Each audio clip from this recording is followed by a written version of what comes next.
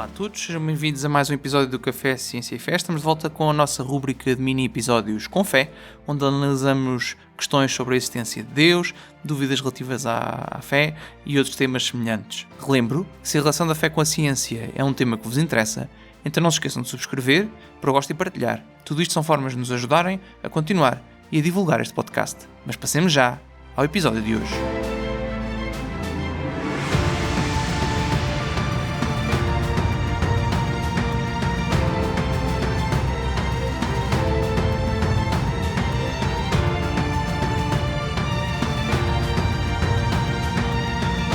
Embora Deus não possa conhecer o passado ou prever o futuro, Deus pode conhecer no único presente eterno cada evento no tempo, à medida que esse evento é temporalmente presente, incluindo todos os eventos que são passados ou futuros em relação a nós.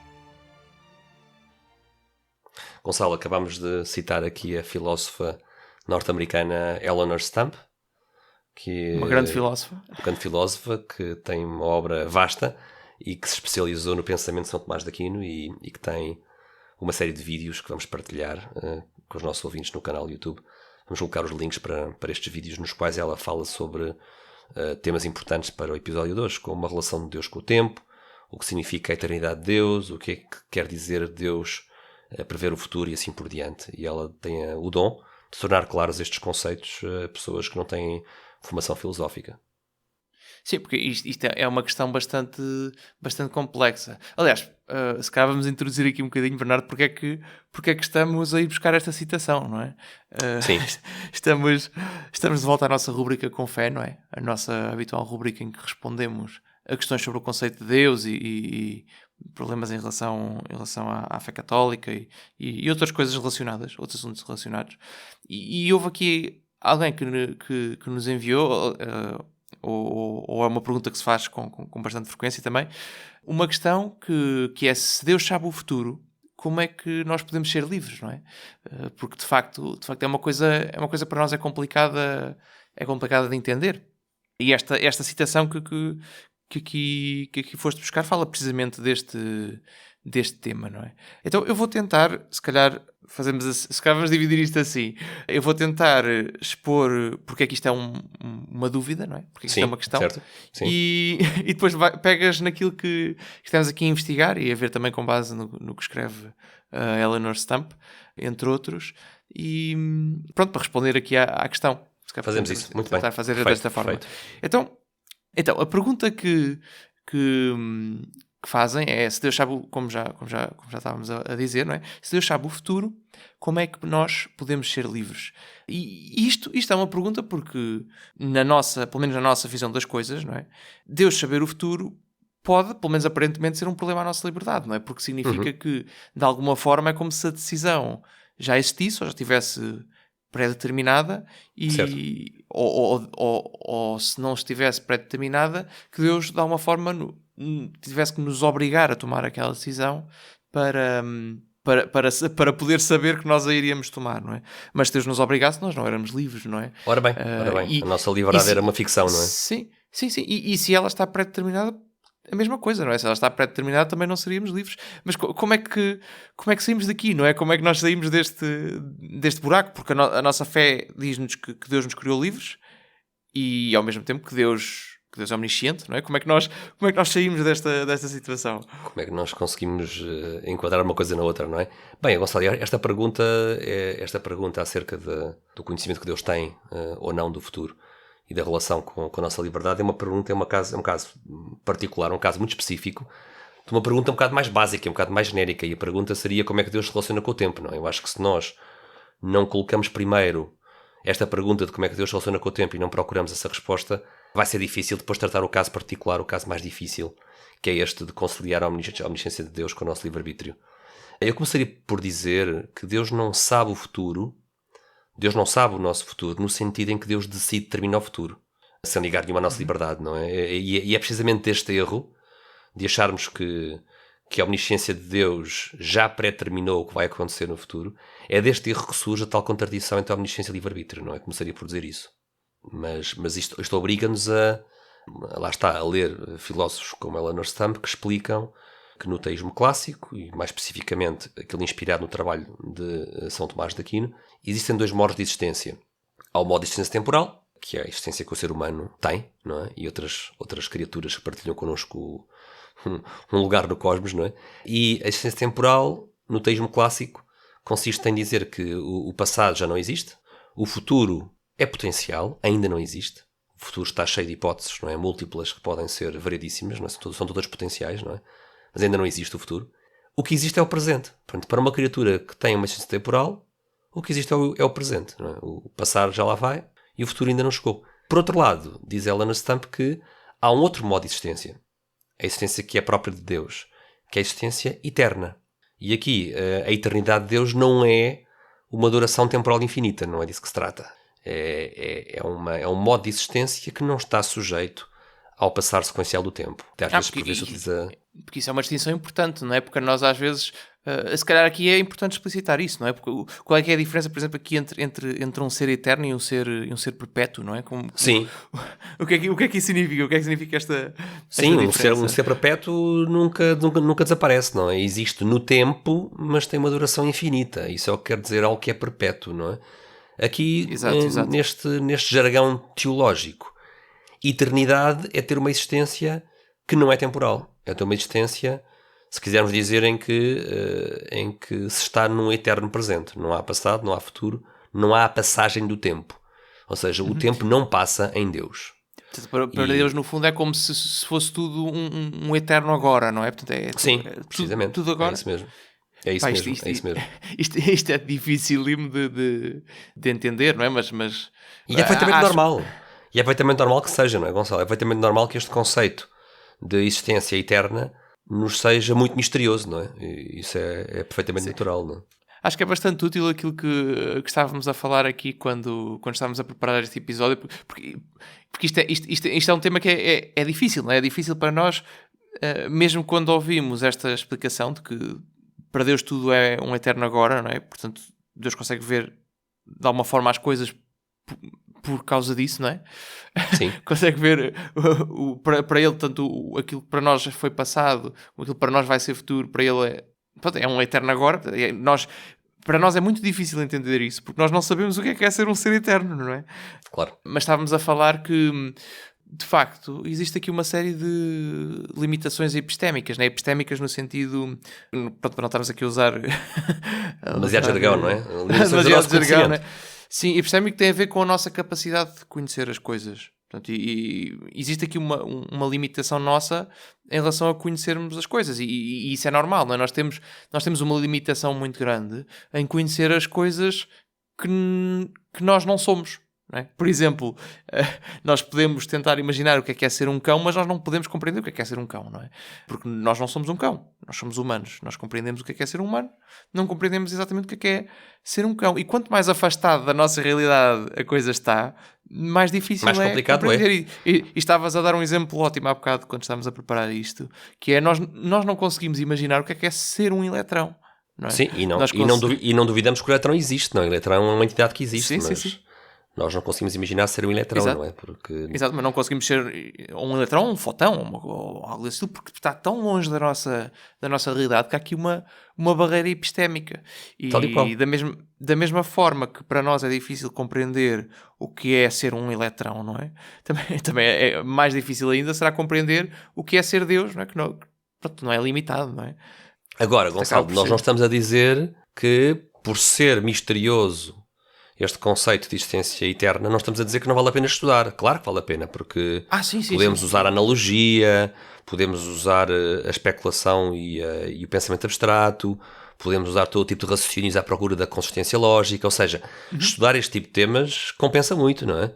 Sim. Isso é uma distinção importantíssima, porque um ataque, às vezes ataque, outras vezes só uma objeção que se ouve frequentemente, é que nós cristãos somos contra o conhecimento, porque aceitamos coisas como mistério e pelo facto dessas coisas serem um mistério, não vale a pena fazer perguntas. Não vale a pena estudar é? e ficamos nem na ignorância. Mas não é de todo não isso é que nós queremos dizer quando dizemos que uma coisa é um mistério, não é? Por exemplo, este caso é um ótimo exemplo, portanto, de uma coisa que é um mistério. O que é que significa? Significa Em primeiro lugar, que é uma coisa que nós temos que ter noção que somos limitados e que nunca podemos compreender totalmente. E Mas esgotar, vale... até eu gosto mais da Sim. palavra esgotar. Nós não conseguimos esgotar Sim, este tema. Exato. Não podemos, é impossível esgotarmos este tema. Ou seja, o que é que isto significa? Nunca vamos conseguir compreender totalmente, não é? Por causa das nossas limitações, mas vale a pena estudar para compreendermos melhor. O melhor que pudermos. O melhor que pudermos, sim. Sabendo que nunca vamos conseguir esgotar este tema, não é? Podemos sempre estudá-lo, tentar arranjar analogias melhores que nos ajudem a compreender melhor. Os mistérios, tipicamente, são coisas que existem na nossa fé e que não são contra a razão, apesar de, ao mesmo tempo, não poderem ser totalmente explicadas por nós por causa das nossas limitações. Portanto, são coisas... Mas são coisas que vale a pena estudar e contemplar. E não somos contra o conhecimento nem contra que se estude isto. Não é? E contra, pelo contrário, este trabalho extraordinário que a Eleanor Stump tem feito de explicar tantos destes conceitos e explicá-los melhor para os podermos compreender, não é? Sabes que, de certa forma, estamos a dizer isto em relação a esta questão de se Deus sabe o futuro, como é que podemos ser livres, mas podíamos dizer isto em relação à natureza também, não é? Porque, mesmo em termos de conhecimento científico, a verdade é que por mais simples que uma coisa seja, o conhecimento que nós podemos ter sobre ela é inesgotável também, não é? Quer dizer, olhando mesmo para... Claro, sim. Para uma coisa tão simples como... Volta. Sim, uma coisa tão simples como uma tábua de madeira, nós podemos escolher a quantidade de níveis de análise que nós podemos escolher para analisar uma tábua de madeira, desde a constituição química, como é que funcionam os átomos, como é que funcionam os quarks, para que é que a tábua serve, em que contextos é que a tábua foi utilizada ao longo da história, de que é que ela é feita, como é que se produz. É um bom ponto, tudo isto. Ou seja, deste ponto de vista, a própria criação no geral é um mistério, não é? É um mistério. E a realidade é abundante e é inesgotável, não é? Sim. Simplesmente existem aqui mistérios que são mistérios mais importantes por dizerem respeito a Deus, não é? Diretamente. E que, por estarem mais longe da nossa realidade, são mais difíceis ainda de compreender. Então vamos aqui ver, Gonçalo, guiados aqui pela experiência filosófica da Eleanor Stump, e estamos a utilizar o livro dela de 2013, o livro Aquinas, em que ela no fundo apresenta a perspectiva tomista de quem é Deus e do que é o ser humano e da relação entre os dois, para trazer aqui algumas ideias importantes que nos ajudam a lançar alguma luz sobre esta questão deste episódio. Primeiro, esta noção de que todos os instantes de existência temporal de uma criatura como nós, não é? Todos os instantes da nossa vida, instantes aqui e agora da nossa vida, são presente para Deus. Também dizer que o passado da nossa vida já não existe e, portanto, Deus também já não tem acesso a ele, no sentido em que o passado é o nada, já não é uma coisa que exista, não é? O futuro... Sim, mas lembra-se perfeitamente porque para ele é agora, não é? Para evidente, sim.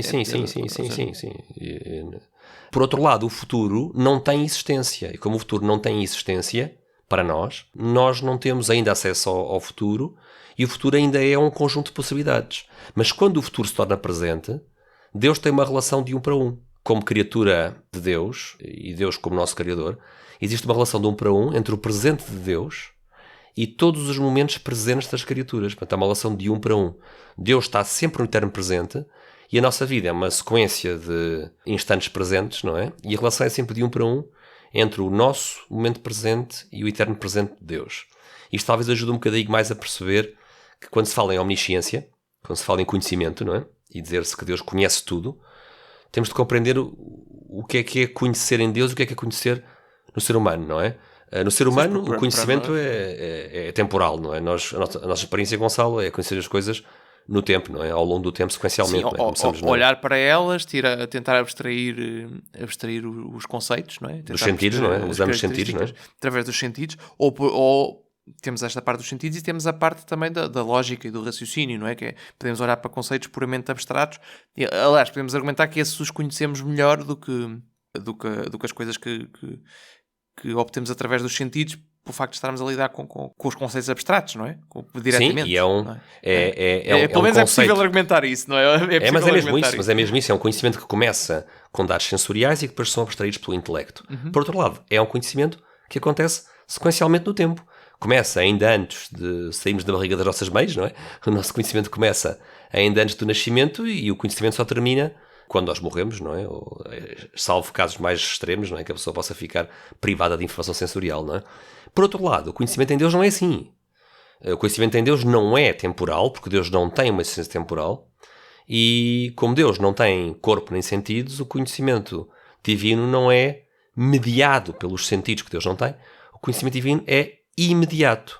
E como Deus atua como Criador a todo momento, não é? O que se chama em teologia a criação contínua, Deus, a cada momento da nossa existência, Deus mantém tudo em existência. E o conhecimento que Deus tem das nossas realidades não é um conhecimento que é imediato em virtude de Deus manter tudo em existência. Tem uma forma de conhecimento muito diferente da nossa.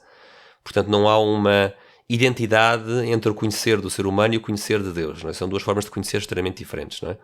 E isso também obriga-nos aqui a respirar fundo quando pensamos em omnisciência. Não é? Omnisciência não é... Omnisciência não é pegar no conhecimento humano, não é? E agora vamos imaginar que eu sei tudo, não é? Não é? Sim, não é assim, não é assim. Portanto, até talvez ajude a pensar, não é? No fundo, que Deus é como se Deus tivesse estes tentáculos de Criador, não é? Que mantém tudo em existência, e é com essa ligação direta entre Criador e criatura que Deus tem conhecimento de tudo o que Ele próprio mantém em existência, não é? E é dessa forma que se diz que Deus é omnisciente. Sim, no fundo, para as coisas existirem, tem que haver algo a dar-lhes existência. E quem dá essa existência às coisas tem que ser algo que essa própria coisa possui existência por si própria, não é? Evidente, senão evidente. teria que ir buscar a outro sítio. Ou seja, tem que existir algo que tem existência em si mesmo para poder dar existência às outras coisas e começar as cadeias, não é? As cadeias. Sim, Deus é a causa última e derradeira de tudo o que existe. Sim. Exato, e essa coisa que possui existência em si própria, e aliás que na perspectiva tomista é a própria existência, não é? Eu sou aquele que sou, não é? Diz Deus a Moisés na sarça ardente, é o que dá a existência a tudo o resto, não é? E como está a dar a existência a tudo o que existe, tem um conhecimento direto dessas coisas porque está-lhes a dar a existência, não é? Sim, no fundo... é uma forma completamente diferente de conhecer daquela que nós temos. Há uma analogia, um pouco imperfeita, mas que talvez aqui possa ajudar. A relação criador-criatura, de certa maneira, é análoga àquele músico, por exemplo, a um flautista, não é? Que está a soprar para a flauta, e que assim que o músico para de soprar para a flauta, a nota para. Vamos aqui abstrair-nos do eco e de coisas desse género, não é? Portanto, se Deus Sim, parasse de criar... Essas analogias são sempre imperfeitas, vale, não é? Não é? Mas se Deus parasse de criar, se Deus parasse de criar, tudo desaparecia no nada, não é? E, portanto, Deus está a criar a todo o instante da nossa existência temporal. E quando nós tomamos uma decisão livre, vamos agora aqui à questão do livre-arbítrio, não é? Quando nós, aqui no tempo, tomamos uma decisão livre, como criaturas livres que Deus nos criou, é na condição de Criador que Deus conhece imediatamente a nossa decisão. Deus não conhece a decisão depois de tomarmos, não é? Nem antes, porque para Deus não há depois nem há antes, não é? Deus conhece imediatamente a nossa decisão quando a tomamos livremente. E por isso podemos dizer, Gonçalo, que é a laia de conclusão à nossa pergunta, a resposta à nossa pergunta, não é Deus que causa as nossas decisões. O que Deus faz é garantir... que garante... Deus é que garante, não é? Que estas decisões são atualizadas. Aliás, podemos imaginar que é um dom de Deus em cada instante manter como parte da nossa natureza o facto de que faz parte dessa natureza sermos livres e podermos tomar decisões livres. Podemos tomar decisões livres, exato. Então, mas agora... E aqui só dizer mais aquela analogia que eu estava a falar há bocado, mas que acho que não é muito boa. Acho que não é muito boa e se calhar atrapalha mais do que... Bem, as analogias ajuda. E calhar... são formas de aproximar o problema de ângulos diferentes, não é? E ajudam um bocadinho... Mas quando estávamos a falar nisto, a preparar o episódio, eu estava a pensar que Deus é eterno, portanto não tem começo nem fim, e o tempo do princípio ao fim é finito, apesar de tudo, não é? E pronto, pelo menos na perspectiva de que tem um fim, não é? Na perspectiva cristã terá um fim, não é? No fim dos tempos. E portanto, Deus não tendo princípio nem fim, por muito grande que seja este intervalo de tempo, é ínfimo comparado com a sua duração, e portanto para ele é um instante. Mas isto não ajuda, porque no fundo, usar esta analogia está um bocadinho a dizer ok, ajuda-nos a perceber que para Deus tudo isto é um instante, não é? Mas acho que não é muito... Acho que Onde não eu é acho correta, porque retira o facto de Deus conseguir perceber a diferença, perceber que existe uma diferença entre os vários instantes, não é? Senão isto para ele seria tudo nada, não é? Mas eu acho que há um problema nessa analogia, já agora, mas Sim, sim. não é a primeira vez que eu ouço essa analogia. E é interessante. Sim, eu acho que não é boa. Lógica. Eu lembrei-me dela, mas acho que não é boa. Não. Ela é útil no Nota-se. sentido em que nos dá uma noção de escala, não é? Da infinitude de Deus face à finitude da nossa existência temporal, não é? Até do próprio cosmos, não é? Mas onde eu acho que a analogia quebra, onde eu acho que ela quebra, é que essa analogia é como se essa analogia praticamente compactasse a duração temporal do universo de tal maneira que para Deus é irrelevante, não é? É irrelevante, mas aqui a questão não é tanto irrelevante, não é? A questão é que em Deus realmente não há sequer duração irrelevante. Em Deus não há duração. Exato. Ponto. Não há duração temporal. Exato. E ao mesmo tempo também esta analogia vai um bocado na direção de pensar no Deus enquanto um ser perpétuo e não enquanto um ser tal e qual. eterno. É isso mesmo. Não é? Está a querer forçar, está a querer colocar Deus no tempo, mas um tempo muito... Pronto, um tempo que não tem início nem fim, não é? Em vez de estar fora do tempo. E agora podíamos colocar aqui, se quisermos, ainda uma última nota antes de fecharmos aqui o nosso episódio. Porque a certa altura, não é? A pergunta que deu origem ao episódio diz: se Deus sabe o futuro, como é que podemos ser livres? E já vimos que Deus não sabe o futuro no sentido em que o futuro já está decidido por Deus, não é? Mas será que há alguma forma em que esta frase faça sentido? Ou seja, há alguma forma em que se possa falar que Deus sabe o futuro? Gonçalo, acho que podemos colocar aqui mais essa hipótese. Eu acho que é correto dizer que Deus tem um conhecimento perfeito da árvore, da complexa árvore de ramificações de possibilidades futuras, não é? O que se chamam os contingentes, não é? O futuro, as várias possibilidades contingentes do futuro, não é? Deus, ou seja, a partir de agora, da nossa vida, Deus consegue facilmente inteligir a árvore de decisões possíveis que nós vamos tomar e as suas consequências. Deus tem essa visão sinótica. Conhece a cada instante, conhece a cada instante o estado de todas as cadeias causais. E consegue fazer uma visão sinótica da árvore de possibilidades futuras. Mas isso não é determinar qual é o ramo da árvore que vai ser real no próximo instante. Deus não determina isso. Portanto, pode-se dizer desta maneira, mas apenas desta maneira, que Deus conhece todos os cenários hipotéticos futuros do nosso ponto de vista. Mas de forma alguma isso determina como é que as criaturas agem e como é que o ser humano decide. Sim. Outra coisa que está a pensar que talvez possa ajudar é imaginar o presente como aquele instante em que estão as coisas que estão sujeitas à mudança. E Deus não está sujeito à mudança. Ora bem, isso é por portanto, acaso uma boa forma de dizer a coisa. está fora disto, não é?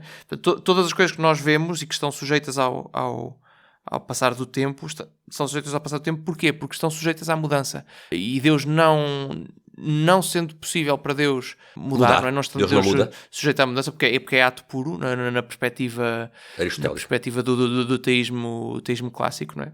Sendo Deus o ato puro que não está sujeito à mudança, está forçosamente fora deste tempo, não é? Isso é interessante o que tu acabaste de dizer, porque, sobretudo para quem nos está a ouvir que venha da área da física, é interessante ter aqui esta perspectiva, ou seja, cuidado que a física moderna e contemporânea deve muito a Newton e também uma visão cartesiana do tempo, em que o tempo é esta realidade absoluta, não é? Que existe assim num vazio do universo e há ali um relógio a fazer tic-tac, um relógio virtual a fazer tic-tac e o tempo está a passar. Mas no teísmo clássico, que vem desde Aristóteles e de Platão, no teísmo clássico o tempo é uma forma de medir a mudança. E, portanto, se em Deus não há mudança, se Deus é imutável, então em Deus não há tempo. E atenção que isto a palavra tempo aqui é enganadora. Tempo em Aristóteles, tempo no teísmo clássico, não é o referencial de tempo que nós herdámos de Newton e de Descartes e que influencia a física contemporânea, não é? E não vamos certamente aqui num episódio curto ou não tão curto, depende aqui do tempo que ele já está a ter, não é? Esgotar as discussões filosóficas sobre a natureza do tempo, não é? Porque, devemos fazer um episódio só sobre isso. Também há várias formas de definir o tempo. Há o tempo em termos entrópicos, não é? Relacionado com a progressão da entropia. Há o tempo das oscilações. Há várias maneiras de pensar no tempo e é uma questão bastante complexa. A nossa ideia aqui, mais do que discutir todas as possibilidades e fazer um curso sobre a filosofia do tempo, não é? Sim, que nem sequer entender somos capazes. que nem sequer, exato, era entender como é que se nós responde a esta podemos, pergunta, não é? enquanto cristãos, olhar para esta questão e saber que Deus pode ao mesmo tempo ser omnisciente e ao mesmo tempo permitir a nossa liberdade. É isso mesmo. Eu queria só aqui, antes de fechar, terminar aqui, tocar aqui só mais um ponto, porque há bocado estavas a dar aquele exemplo do conhecimento começar desde que estávamos na barriga da nossa mãe. Eu estava a pensar, isso embora não seja aqui a questão central do episódio, pá, esta questão também é um bocado complexa, não é? Porque a partir do momento em que nós começamos a fazer de facto o uso do nosso intelecto, não é? Se calhar é um bocadinho mais tarde, não é? Ou seja, nós podemos ter lá o intelecto por via da nossa natureza, mas podemos não o conseguir usar. É o que acontece também no fim da vida quando há certas doenças, não é? Sem dúvida, mas os dados sensoriais começam a chegar muito antes de nós nascermos, não é? Ou seja, nós vamos memorizando. Sim, isso é verdade. Podemos não conseguir abstraí-los, não é? E tirar deles pensamentos abstratos, não é?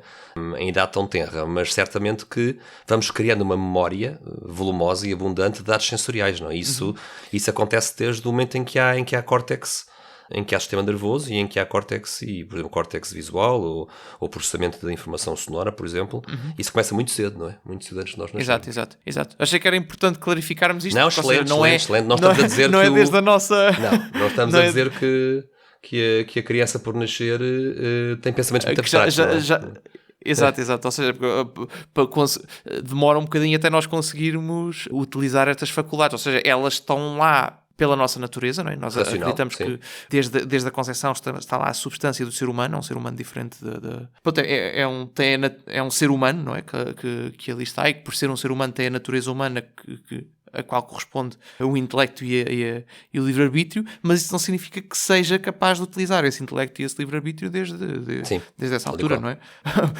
Podemos, por exemplo, argumentar que enquanto estamos a dormir, por exemplo, não estamos a utilizar o nosso livre-arbítrio e mesmo assim ele está lá. Não é? Embora não o estejamos a utilizar. Pelo menos isto pode-se argumentar, ou seja, também pode haver argumentos noutro sentido, mas acho que é um argumento razoável dizer isto, não é? É um argumento bastante aristotélico, não é? Uma coisa é dizer que o ser humano tem certas capacidades para certo tipo de ações, outra coisa é poder haver impedimentos ou circunstâncias que nos impedem de usar essas capacidades, não é? Eu acho que isso é muito aristotélico, não é? E é muito útil conceber até problemas de ética e desafios de ética dessa perspectiva aristotélica, não é? Exato. Bem, mas já estamos a desviar um bocadinho o tema. Isto já derrapou completamente, o episódio já não é curto. completamente. Mas pronto, quem vem aqui já sabe o que é que vem. Acho que bem, tem essa característica. Obrigado, Bernardo, por esta questão bastante interessante que analisámos hoje. Obrigado, Gonçalo. Obrigado a ti. Exato, e só deixar também claro que, ou seja, para quem não ficou satisfeito, é normal. Claro que é normal. É um tema. Nós também não estamos satisfeitos. Nós também não estamos satisfeitos e continuamos interessados em cada vez mais estudar estes temas saber mais disto. E conseguir explicá-los melhor. Não? Entrar na mente de Deus é algo que é impossível para nós e vale a pena tentar e tentar, porque isso também nos ajuda a unir-nos a Ele, não é? Mas é algo no qual somos limitados e para o qual não conseguimos uma resposta. Em certas coisas não conseguimos uma resposta plenamente satisfatória e é normal. Isso mesmo. E pronto, obrigado, Bernardo. Até à próxima. Até à próxima. Aqui da rubrica Com Fé. Até à próxima. Um abraço.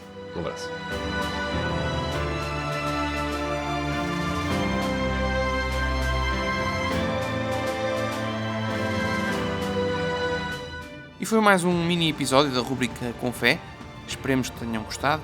E não se esqueçam, se gostaram deste episódio e se têm outras questões semelhantes, podem enviá-las para o nosso e-mail ou colocá-las através das caixas de comentários do YouTube. Nós teremos todo o gosto em responder assim que nos for possível em episódios semelhantes a este. Lembro que se a relação da fé com a ciência é um tema que vos interessa, então não se esqueçam de pôr gosto, comentar e partilhar este episódio. Tudo isto são formas de nos ajudarem a continuar e a divulgar o Café Ciência e Fé. Por agora é tudo. Voltamos em breve com novos temas, sempre a mostrar a harmonia entre a fé e a razão. Até lá, fiquem bem.